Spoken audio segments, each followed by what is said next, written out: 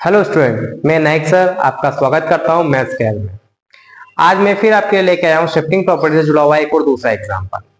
मैं last video में बताया था किस तरह से शिफ्टिंग प्रॉपर्टी से हम लाप्लास ट्रांसफॉर्म के एग्जांपल सोल्व करते हैं। तो उसी स्टेप में हम आज दूसरा एग्जांपल लेके आए हैं कि शिफ्टिंग प्रॉपर्टी से कैसे हम और भी एग्जांपल सोल्व कर सकते हैं। तो आइए देखते हैं शिफ्टिंग प्रॉपर्टी का आज दूसरा एग्जाम्पल। तो जैसा कि आपके पास बोर्ड पे लिखा हुआ है, एग्जांपल ये है कि लाप्लास ट्रांसफॉर्म फाइंड करना है e⁻t into 3 sin 2t minus का 5 cos 2t।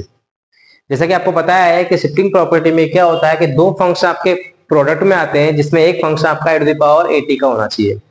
अगर आपके पास फंक्शन f के साथ e⁻at प्रोडक्ट में आता है तो उसका लाप्लास ट्रांसफॉर्म कैसे फाइंड होगा, ये हम शिफ्टिंग प्रॉपर्टी के थ्रू सोल्व करते हैं।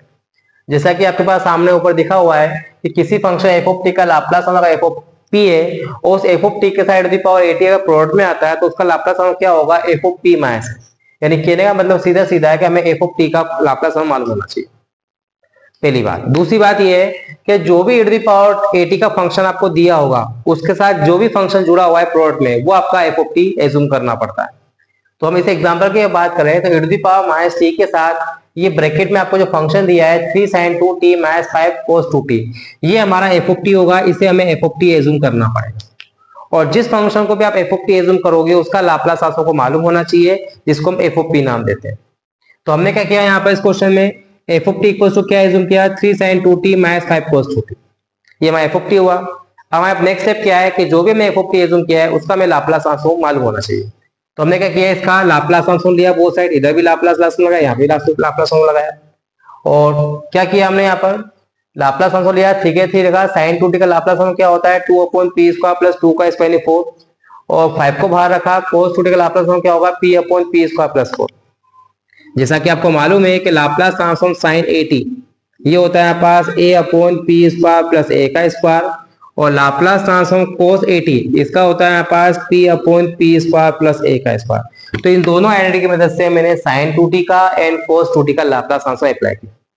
इसका कुछ नहीं किया, p² प्लस 4 p² दोनों का एलसीएम लिया, ऊपर कितना होगा 3 इंटू 2 6 हो जाएगा, माइनस 5 इंटू p कितना 5p हो जाएगा, जिसको मैंने क्या किया f नाम दिया। ये मैंने जो भी फंक्शन एज्यूम किया है उसका लाप्लास ट्रांसफॉर्म आया है। अब मुझे यहाँ पे अप्लाई करनी पड़ेगी शिफ्टिंग प्रॉपर्टी। क्यों?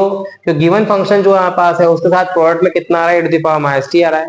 हम जानते हैं अगर हमारे फंक्शन के साथ प्रोडक्ट में e⁻at का फंक्शन और आता है तो हमें शिफ्टिंग प्रॉपर्टी अप्लाई करनी पड़ती है। तो क्या होती है शिफ्टिंग प्रॉपर्टी के Laplace transform e⁻at into f। इसका प्रॉपर्टी का क्या होता है आंसर f माइनस f क्या होगा, जो भी आपका फंक्शन है उसका लाप्लास ट्रांसफॉर्म जो होता है वो आपका f होगा, जो कि मैं यहाँ पे पहले निकाल चुका हूँ। तो मैंने यहाँ पे शिफ्टिंग प्रॉपर्टी अप्लाई की। क्वेश्चन के अकॉर्डिंग देखा जाए तो e⁻ कितना दिया है माइनस का t, तो यहाँ पे हमने क्या किया, इस a को रिप्लेस किया -1 से। यहाँ a को -1 से रिप्लेस करेंगे तो यहाँ पे -1 से रिप्लेस करेंगे a को, तो -+1 हो जाएगा। तो हमने क्या किया, फॉर्मूले में a की जगह कितना पुट किया -1, तो इस तरह से मेरा ये फॉर्मूला बन गया। अब कुछ नहीं करना, f+1 करना है, ये रहा आपका f। इसका मतलब यहाँ पे p को रिप्लेस करना है p+1 से, तो जहां जहां आपको p मिलेगा वहां p को p+1 करना है। जैसे कि यहाँ पे 5p था तो मैंने कितना कर दिया 5p+1, नीचे p² था तो यहाँ का कितना कर दिया p+1 का स्क्वायर, बाकी के 6 और 4 को मैंने कोई चेंजेस नहीं किया। अब कुछ नहीं करना है, इसको सिंप्लीफाई करना है, आपका आंसर आ जाएगा। क्या सिंप्लीफाई किया हमने, 5 का अंदर मल्टीप्लाई किया तो माइनस का 5p -5, नीचे हमने इसको उसको ओपन किया p² plus 2p plus 1 plus 4, 6 minus 5 करेंगे तो यहाँ 1 हो जाएगा, बाकी -5p हो, बाकी हमने यहाँ पे p² प्लस 2p हो 1 प्लस 4 5 कर दिया। तो इस तरह से हमारे पास गिवन फंक्शन का लाप्लास ट्रांसफॉर्म फाइंड हुआ है बाय शिफ्टिंग प्रॉपर्टी। तो वो सिंपल क्वेश्चन होते हैं शिफ्टिंग प्रॉपर्टी की, बस शर्त है आपको किस तरह से अप्लाई करना है ये आपको मालूम होना चाहिए। तो ये हमारा एक एग्जांपल था, मैं एक एग्जांपल और लेके आऊंगा नेक्स्ट वीडियो में, जो कि हमारा लास्ट एग्जांपल होगा शिफ्टिंग प्रॉपर्टी का। उसके बाद हम दूसरी प्रॉपर्टी स्टार्ट करेंगे। तो आपको आज का मेरा वीडियो कैसा लगा, प्लीज आप लाइक कीजिए, कमेंट्स कीजिए, सब्सक्राइब कीजिए। इसी के साथ मैं अपना आज का वीडियो समाप्त करता हूँ। धन्यवाद।